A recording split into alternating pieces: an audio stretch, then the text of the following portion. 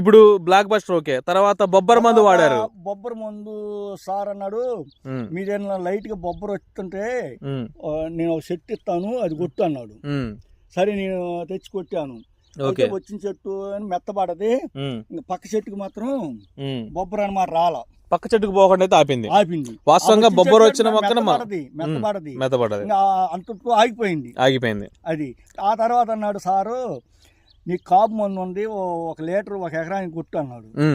సరేనండి, నువ్వు ఈ చెప్పి నీ బాగానే ఉండయి, అన్ని పంతానం చేసి అంత ముందు 2 బాగున్నాయి, 2 బాగానే ఉండయండి.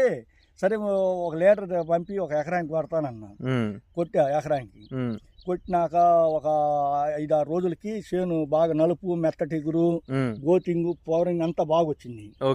బాగా వచ్చాక నేను అమ్మటే సార్ ఫోన్ చేసి, సారు నాకు 10 లీటర్లు కావాలా, నాకు 10 లీటర్లు అని డబ్బులు కొట్టి అంటే పంపించాడు సారు.